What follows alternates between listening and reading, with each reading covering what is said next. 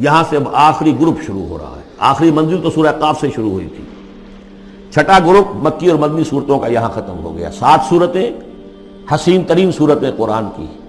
وہ پہلی 7 صورتیں تھیں: سورہ قاف، سورہ ذاریات، سورہ طور، سورہ نجم، سورہ قمر، سورہ رحمان، عروس القرآن، پھر سورہ واقعہ.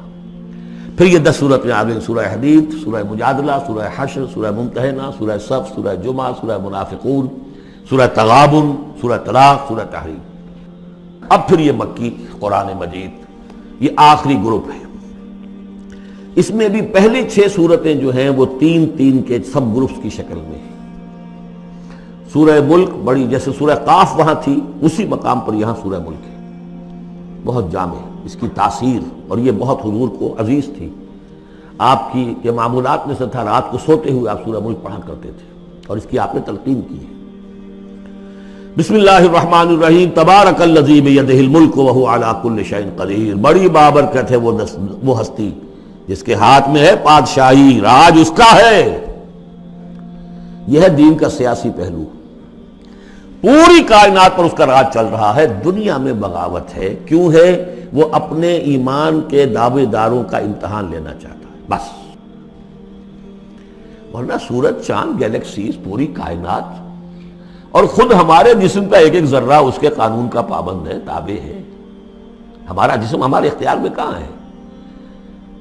میں تنگ آ جاتا ہوں، 2 دن ہوتے ہیں یہاں سے تو طبیعت خراب ہو جاتی ہے، جب تک کہ پھر وقت لگتا ہے کینچی لے کر بیٹھتا ہوں. اگر میں چاہوں کہ یہاں بال نہ آئے، میرا جسم ہے، میرا تو اختیار نہیں، وہ تو آئیں گے. تو ہمارا جسم بھی جہاں تک اس کی فزیولوجی کا تعلق ہے، اس کی اناٹومی کا تعلق ہے، یہ سارا اللہ کے قانون کے تابع، میرے تابع تو نہیں. میں چاہوں میرا دل ذرا رک جائے، جب چاہوں میں اس کو سٹارٹ کر دوں تو یہ تو نہیں ہوگا. جب بند ہوگا بند ہو جائے گا، میرے اختیار میں نہیں ہے. لیکن یہ کہ جو ہماری اختیاری زندگی ہے اس میں ہم نے طے کر لیا ہے کہ اللہ کی نہیں مانیں گے، اپنی مانیں گے، اپنی مانیں گے، اپنی بیویوں کی مانیں گے، اور جو بھی نظام ہے اس کے ساتھ وفاداری کریں گے، چاکری کریں گے، ان کی ملازمت کریں گے، ان کے رتھوں کے اندر ہم بیل بن کر جوتیں گے تاکہ ہمیں عیش ملے، دنیا کے اندر ہمارے لیے مقامات ہوں، ہماری عیش ہو. بس اللہ خیر صلی اللہ. تو یہ ہے اصل میں امتحان. ورنہ بادشاہی یہاں اب بھی اسی کی ہے. یہ صرف ہلدی کی گانٹھ ہے جسے لے کر ہم پنساری بن کر بیٹھ گئے. میری مرضی، میرا خیال، میرا نظریہ یہ ہے. اور ہمارے نزدیک جو ہے طریقتکم المثلی، ہمارے جو کلچر ہے، مثالی نظام جو ہم نے بنایا ہے، ہمیں اس کی حفاظت کرنی ہے. تبارک الذی بیدہ الملک وہو علی کل شیء قدیر. وہ ہر چیز پر قادر ہے. الذی خلق الموت والحیاۃ لیبلوکم ایکم احسن عملا. اب دیکھیے ہم نے حیات انسانی کا جو اب تک سمجھا ہے، جس کو کہ عمر نے، جو کہ بہت بڑا شاعر ہے، اس نے اپنی بیوی سے خطاب کر کے کہا ہے حیات ثم موت ثم بعث حدیث و خرافات یا ام عمری. یہ کیا ہے؟ زندگی پھر موت پھر زندگی، یہ کیا؟ یہ سب حدیث و خرافات معاذ اللہ. ہم نے بھی دیکھا پہلے کنتم امواتا فاحیاکم ثم یمیتکم ثم یحییکم ثم الیہ ترجعون. یہ وقفے کیوں ڈالے گئے؟ یہ موت کا وقفہ کیوں ڈال کر زندگی کا ایک حصہ نکال دیا علیحدہ؟ 30 40 50 60 سال یہ دنیا کی زندگی، پھر موت کا وقفہ. موت ایک زندگی کا وقفہ ہے، یعنی آگے بڑھیں گے دم لے کر. کیوں؟ اس کی حکمت بتائی جو ہم پڑھائیں سورہ واقعہ میں. قدرنا بینکم الموت، تمہاری ہی زندگی کا تسلسل ہے جس میں ہم نے ایک وقفہ موت کا ڈال دیا ہے. حیات لیبلوکم ایکم احسن عملا. یہ جو چنک علیحدہ کیا ہے یہ اس لیے کہ تمہاری آزمائش ہو، امتحان ہو، تمہیں جانچا جائے. وہ 3 گھنٹے کا امتحان ہوتا تھا جو دیتے تھے تم کبھی اسکولوں میں، اب یہ 30 برس کا سمجھ. اور واقعی 30 برس ہی ہوتے ہیں آدمی کے پاس. پہلی زندگی کے 20-25 برس ایسے گزر گئے، شعوری ابھی نہیں ہے. اور پھر ایک خاص عمر کے بعد جو ہے اعضاء ڈھیلے پڑ گئے، اور پھر یہ کہ کہ لا یعلم من بعد علم شیئا. 30 نہیں ہوں گے، 40 مل جائیں گے آدمی کو. کام تو یہی ہوتا اس کی زندگی کا. لیکن اس لیے ہے لیبلوکم ایکم احسن عملا، تاکہ تمہیں جانچے پرکھے دیکھے تم میں سے کون ہے اچھے عمل کرنے والا. اب دیکھیے علامہ اقبال کی جو نظم ہے زندگی کے موضوع پر، واقعہ یہ ہے کہ بہت چوٹی کی چیز ہے، بہت عمدہ چیز ہے. تو اسے پیمانہ امروز فردہ سے نہ ناپ، جاویداں پہم دواں ہر دم جواں ہے زندگی۔ قلزم ہستی سے تو ابھرا ہے مانند حباب، جیسے سمندر میں ایک بلبلا سا ہوتا ہے، کتنی زندگی ہوتی ہے بلبلے کی۔ قلزم ہستی سے تو ابھرا ہے مانند حباب، اس زیاں خانے میں تیرا امتحان ہے زندگی۔ خلق الموت والحیات لیبلوکم ایکم احسن عملا، ہے کبھی جاں اور کبھی تسلیم جاں ہے زندگی۔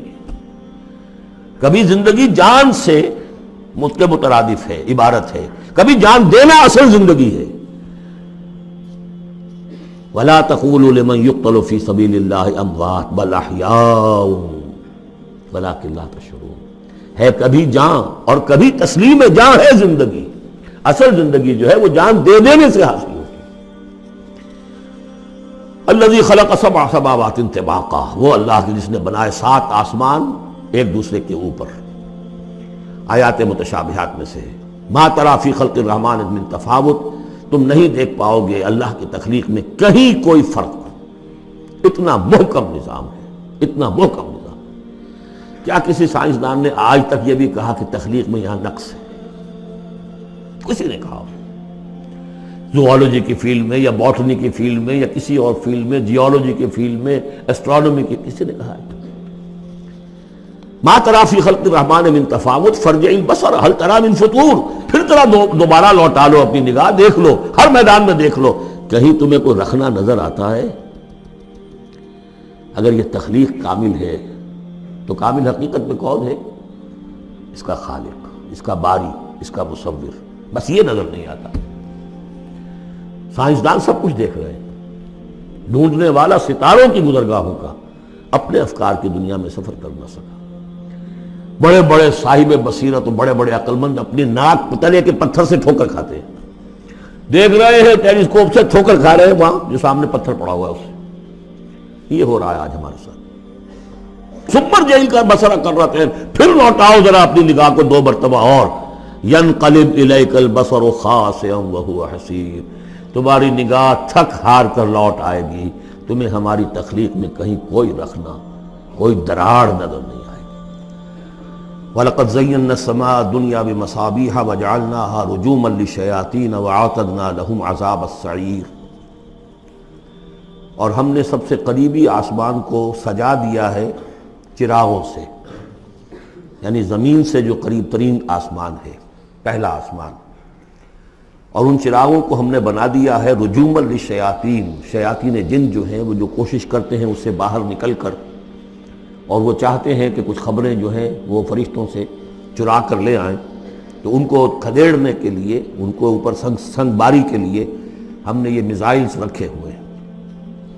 وَأَعْتَدْنَا لَهُمْ عَذَابَ السَّعِيرِ، اور ان کے لیے ہم نے تیار کر رکھا ہے جلا دینے والا عذاب۔ وَلِلَّذِينَ كَفَرُوا بِرَبِّهِمْ، اور جو لوگ اللہ کا، اپنے رب کا کفر کریں، چاہے وہ انسان ہو چاہے جنات ہوں، ان کے لیے ہے عذاب جہنم، جہنم کا عذاب، وبئس المصیر، اور وہ بہت ہی برا ٹھکانہ ہے۔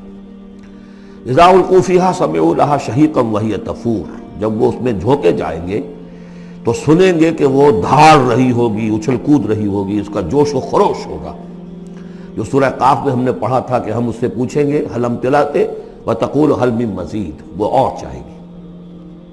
جیسے کوئی بھوکا بھیڑیا ہو یا بھوکا شیر ہو اور اس کے آگے کوئی شکار ڈالا جائے تو جس طریقے سے وہ اس پر غرا کر آئے گا، تکاد تمیز من الغیظ، قریب ہوگا کہ وہ اپنے غصے سے پھٹ جائے۔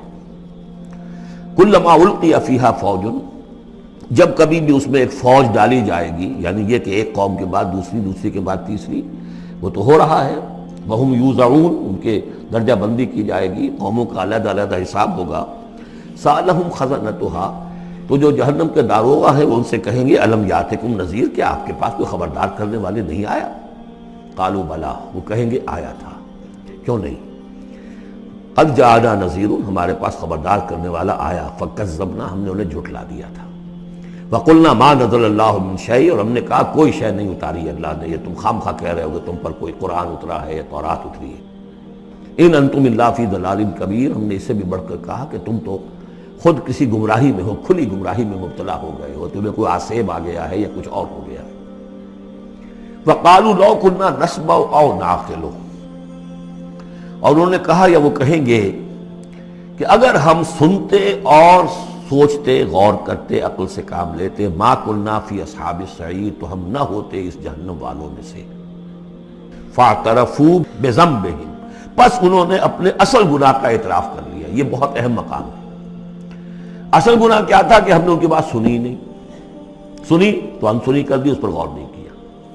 اس لیے کہ ہم یہ آج پڑھ چکے ہیں، ان السمع والبصر والفؤاد کل اولئک کان عنہ مسئولا۔ اللہ نے تمہیں یہ فیکلٹیز دی ہیں تو اس لیے کہ استعمال کرو۔ ہم نے بند کر کے رکھ چھوڑی ہے۔ ہماری ریت ہے، ہماری آباء و اجداد کی رسمیں ہیں، ہماری برادری کے یہ رواج ہیں، ہم اتنے عرصے سے ایک جماعت میں ہیں، اس جماعت کا یہ چلن ہے، جو بھی ہے، اس فرقے میں ہے، اس فرقے کا یہ معاملہ ہے۔ یہ ساری چیزیں جو ہے کہ نہ سوچنا، نہ غور کرنا، نہ سننا۔ فاعترفوا بذنبہم، اصل گناہ یہ ہے ان کا۔ فسحقا لاصحاب السعیر، تو اب دفع ہو جائیں یہ، دھتکارے جائیں یہ لوگ کہ جو جہنمی ہیں۔ اس کے برعکس ان الذین یخشون ربہم بالغیب، وہ لوگ کہ جو اپنے رب سے ڈرتے رہے غیب میں، لہم مغفرۃ واجر کبیر، ان کے لیے مغفرت بھی ہے اور بہت بڑا اجر بھی ہے۔ واسروا قولکم او اجہروا بہ، اور دیکھو چاہے تم اپنے قول کو چھپا کر بیان کرو یا بلند آوازی سے بیان کرو۔ انہ علیم بذات الصدور، وہ تو اس سے بھی واقف ہے جو تمہارے سینوں کے اندر مضمر ہے اور پنہاں ہے۔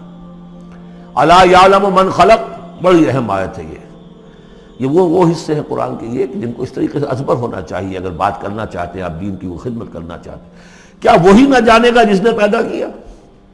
ایک ایسی بات ہے کہ جس کا کوئی انکار کر ہی نہیں سکتا۔ گھڑی بنانے والے کو تو معلوم ہے میں نے اس میں کیا کیا پرزے رکھے ہوئے ہیں، مجھے نہیں معلوم، میں اس کا استعمال تو کر رہا ہوں، مجھے بتا دیا یہ بٹن دبا دیں یہ آن ہو جائے گا، لیکن یہ کہ جس نے بنایا ہے کیا اس سے چھپی ہوئی کوئی چیز ہے؟ الا یعلم من خلق وهو اللطیف الخبیر، اور وہ تو بہت باریک بین ہے، ہر شے کی خبر رکھتا ہے۔ هو الذی جعل لکم الارض ذلولا، اسی نے تمہارے لیے زمین کو بنا دیا ہے پست، تابع حکم، تمہارے قدموں میں بچھی ہوئی ہے غریب، جتنا چاہتے ہو اس کو تو رونتے ہو، پامال کرتے ہو۔ فامشوا فی مناکبہا، چلو پھرو اس کے کندھوں کے مابین، گویا کہ یہ بھی کوئی بہت بڑا ہاتھی ہو، اس کے کندھوں کے مابین اتنی جگہ ہے، چل پھر رہے ہیں۔ جیسے چیونٹی کسی ہاتھی کے کندھوں کے درمیان چل رہی ہو تو وہ تو سمجھتی ہوگی کہ فٹ بال کا میچ کھیلنے کی جگہ مجھے مل گئی ہے۔ تو یہی حال ہمارا ہے، ہم جسے بہت وسیع سمجھتے ہیں کیا وہ کچھ بھی نہیں۔ فامشوا فی مناکبہا وکلوا من رزقہ، اور اسی کے رزق میں سے کھاؤ پیو، اسی زمین میں سے تمہارا رزق بھی برآمد ہو جائے گا۔ وإلیہ النشور، یہ یاد رکھو کہ پھر اللہ ہی کی طرف اٹھ جانا ہے، یہ اٹھنا ہے۔ آمنتم من فی السماء ان یخسف بکم الارض فاذا ہی تمور، کیا تمہیں کوئی خوف نہیں رہا؟ بالکل تم نچنت ہو گئے ہو اس آسمان والے سے جو آسمان میں ہے کہ وہ کہیں تمہیں زمین میں خسف نہ کر دے، دھسا نہ دے، فاذا ہی تمور، جبکہ وہ لرزے، زلزلہ آئے، شق ہو جائے اور تم چلے جاؤ۔ ام امنتم من فی السماء ان یرسل علیکم حاصبا، کیا تمہیں کوئی ڈر نہیں رہا کہ اللہ تعالیٰ جو ہے وہ آسمان والا تم پر بھیج دے کوئی ایسا جھکڑ تیز آندھی جس میں پتھر چلے آ رہے جو بلٹس کا کام کرے اور میزائلز کا کام کرے۔ فَسَتَعْلَمُونَ كَيْفَ النَّذِيرُ، پھر تمہیں معلوم ہو جائے گا کہ میرا خبردار کرنا کیسا تھا، کیا اس کا نتیجہ تھا۔ وَلَقَدْ كَذَّبَ الَّذِينَ مِن قَبْلِهِمْ، اور یقیناً جو ان سے پہلے تھے انہوں نے بھی جھٹلایا تھا۔ فَكَيْفَ كَانَ النَّكِيرُ، تو کیسا ہوا میرا ان کو پکڑنا اور میرا عذاب۔ اولم يروا الى الطير فوقهم، کیا یہ دیکھتے نہیں پرندوں کو جو ان کے اوپر ہیں؟ صافات ويقبضن، کبھی انہوں نے اپنے پر پھیلائے ہوتے ہیں، کبھی ان کو سکیڑ لیتے ہیں۔ ما يمسكهن الا الرحمن، نہیں روکے ہوئے انہیں اس فضا کے اندر مگر رحمان۔ انه بكل شيء بصير، یقیناً وہ ہر چیز کو دیکھ رہا ہے۔ یعنی جو قانون طبیعی ہے جس کے تحت وہ چل رہا ہے وہ تو اللہ کا بنایا ہوا ہے۔ امن هذا الذي هو جند لكم ينصركم من دون الرحمن، بھلا وہ کون ہے جو تمہارا لشکر بن جائے اور تمہاری مدد کرے رحمان کے مقابلے میں؟ ان الکافرون الا فی غرور، نہیں ہے یہ کافر مگر دھوکے میں آ گئے، بہکاوے میں آ گئے۔ امن ھذا الذی یرزقکم من امسک رزقا، پھر بھلا کون ہے وہ جو تمہیں رزق دے سکے اگر اللہ اپنے رزق کے خزانوں کو روک لے؟ بل لجوا فی عتو و نفور، نہیں، یہ لوگ اپنی شرارت میں اور نفرت میں بہت آگے بڑھ گئے۔ افمن یمشی مکبا، یہ آیت بہت اہم ہے حکمت قرآن کے اعتبار سے، فلسفے کے اعتبار سے۔ افمن یمشی مکبا علی وجہہ اہدی امن یمشی سویا علی صراط مستقیم، دو انسانوں کا تصور کرو، ایک شخص وہ ہے کہ جو اوندھے منہ پیٹ کے بل گھسٹ رہا ہے، ایک وہ جو سیدھا کھڑا ہے، سیدھے راستے پر چل رہا ہے۔ کون ہوگا زیادہ ہدایت پر؟ اس میں نقشہ کھینچ دیا گیا ہے، جو لوگ حیوانی سطح پر زندگی بسر کر رہے ہیں صرف انسٹنکٹس کی وجہ سے زندہ ہیں، پیٹ معاشی جدوجہد اسی کے لیے زندہ ہے، گھسٹ رہے اسی میں، وہ اس اوندھے پڑے وہ انسان کے مانند نہیں جنہیں آگے کا کچھ پتہ نہیں، آگے کہاں جانا ہے، وہ تو ان کے انسٹنکٹس انہیں چلا رہے ہیں، بالکل اینیمل لیول کے اوپر زندگی گزار رہے ہیں، اوندھے منہ، انہیں کیا نظر آئے گا راستہ کون سا ہے، کدھر جانا ہے؟ ایک شخص کھڑا ہے سیدھا، اپنی منزل اس نے معین کر لی ہے۔ یہ بالکل وہی فلسفہ ہے جو سورہ حج میں آ چکا ہے۔ انسان حقیقت میں وہی انسان ہے جس نے اپنا کوئی آدرش، کوئی نصب العین، کوئی مقصد، کوئی آئیڈیل زندگی میں بغیر کسی نصب العین کی زندگی گزار رہا ہے۔ ہی از این اینیمل، اولئک کالانعام بل ھم اضل۔ حیوانات جو ہیں یہ چوپائے، ان کی زندگی کا کوئی مقصد نہیں ہے، وہ تو اللہ نے ہمارے کام کے لیے پیدا کر دی۔ آپ انہوں کاٹوں گوشت کھائیں اور ان کی چمڑوں سے جوتیاں بنائیں اور جی رہے ہیں وہ خالص انسٹنکٹس کے اوپر، ان کی جبلتیں ہیں، صرف جبلت کے تحت ہیں۔ انسان صرف حیوان نہیں ہے، اس میں کچھ اور ہے، اور اس کے لیے کوئی آئیڈیل۔ ضعف الطالب والمطلوب، جتنا اونچا آئیڈیل ہوگا اتنا ہی اونچا انسان جائے گا، لیکن جس کا کوئی سرے سے آئیڈیل نہیں وہ نرا حیوان ہے۔ آخر چوپائے بھی تو اسی طرح چلتے ہیں نا۔ افمن یمشی مکبا علی وجہہ اہدی امن یمشی سویا علی صراط مستقیم، سیدھا راستہ اور اس کی منزل معین ہے، مجھے ادھر جانا ہے۔ دنیا میں ہماری منزل اقامت دین، حقیقت میں زندگی کی منزل آخرت، رضائے الہی کا حصول۔ قل هو الذی انشأکم وجعل لکم السمع والابصار والافئدہ، کہہ دیجئے وہی ہے جس نے تمہیں انشاء، اٹھانا، تمہیں بنایا، بڑھایا، وجعل لکم السمع والابصار والافئدہ، تمہیں کان دیے، آنکھیں دی اور دل دیے یا عقل دی۔ عام طور پر قرآن میں سمع پہلے کیوں آتا ہے اور بصار بعد میں کیوں آتا ہے؟ انسانی علم کا جب آپ جائزہ لیں گے تو اس میں پہلا حصہ ہوتا ہے جو پہلی نسلوں نے علم حاصل کیا ہوا ہے، اس کو آپ اخذ کرتے ہیں اپنی سماعت سے۔ آپ سنتے ہیں، کلاس میں لیکچر ہو رہا ہے، پروفیسر لیکچر دے رہا ہے، جو کچھ ہوا ہے پہلے وہ آپ نے پچھلی نسلوں کا جو بھی ذخیرہ معلومات ہے وہ جمع کیا، اب آپ نے آبزرو کیا، کچھ اور معلومات حاصل کی، کچھ نئی حقیقتیں آپ پر منکشف ہوئیں، اور پھر آپ نے اس کو جوڑا، ایک قدم آگے گئے۔ ان السمع والبصر والفؤاد کل اولئک کان عنہ مسئولا قلیلا ما تشکرون، بہت کم ہی شکر ہے جو تم کرتے ہو۔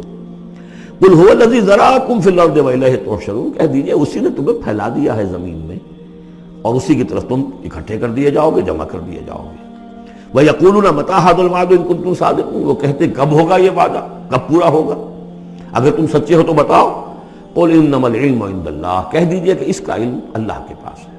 آخرت کب آئے گی؟ وَاللَّهُ عِندَهُ عِلْمُ السَّاعَةِ، اللہ ہی کے پاس اس کا علم ہے۔ وَإِنَّمَا أَنَا نَذِيرٌ مُّبِينٌ، اور میں تو بس صرف ایک واضح اور صاف صاف ڈرا دینے والا ہوں، اس کے سوا میری ذمہ داری کوئی نہیں۔ فَلَمَّا رَأَوْهُ زُلْفَةً، پھر جب وہ دیکھیں گے اس کو قریب آ گئی، سیئت وجوہ الذین کفروا، تو ان کے چہروں کے حلیے بگڑ جائیں گے، برے ہو جائیں گے ان کے چہرے، ان کافروں کے۔ وقیل ھذا الذی کنتم بہ تدعون، اور کہا جائے گا یہ ہے وہ جس کو تم مطالبہ کرتے تھے کہ لاؤ اور لے آؤ جلدی سے۔ قل ارأیتم ان اہلکنی اللہ ومن معی او رحمنا فمن یجیر الکافرین من عذاب الیم، اے نبی ان سے کہیے دیکھو اگر مجھے میرا اللہ ہلاک کر دے یا اور جو میرے ساتھ ہیں ان سب کو بھی ہلاک کر دے، یا اللہ تعالی ہم پر رحم فرمائے، سوال یہ ہے کہ تمہیں کون بچائے گا، کافروں کو کون بچائے گا عذاب علیم سے؟ ہمارا جو بھی ہو ہم ناکام رہ جائیں، تمہارے نزدیک ناکام ہو گئے، ہمارے نزدیک تو کوئی ناکامی ہے ہی نہیں۔ حل تربصون بنا الا احدی الحسنیین، دو اعلیٰ صورتیں ہیں، ان میں سے تیسری کوئی صورت ہے ہی نہیں۔ یا ہمارا رب ہمیں سب کو جام شہادت نوش کروا دے، کامیابی سب سے بڑی کامیابی تو یہی ہے، اور کامیاب ہو کر اگر واپس آ گئے تو تم بھی کہو گے کہ کامیاب ہے۔ لیکن تم سوچو کہ کافروں کو کون بچائے گا دردناک عذاب سے؟ قل هو الرحمن آمنا به، کہہ دیجئے وہ رحمان ہے، اس پر ہم تو ایمان لا چکے ہیں، وعلیہ توکلنا، اور اسی پر ہمارا توکل۔ نوٹ کر لیجیے یہ صورتیں جو ہے بالکل ابتدائی زمانے کی صورتیں ہیں۔ ابھی سمجھیے کہ یہ ابتدائی رد و قضا ہے، جس کی آخری شکلیں وہ ہیں جو سورہ انعام اور سورہ اعراف اور سورہ یونس اور سورہ ہود میں ہم دیکھا ہے۔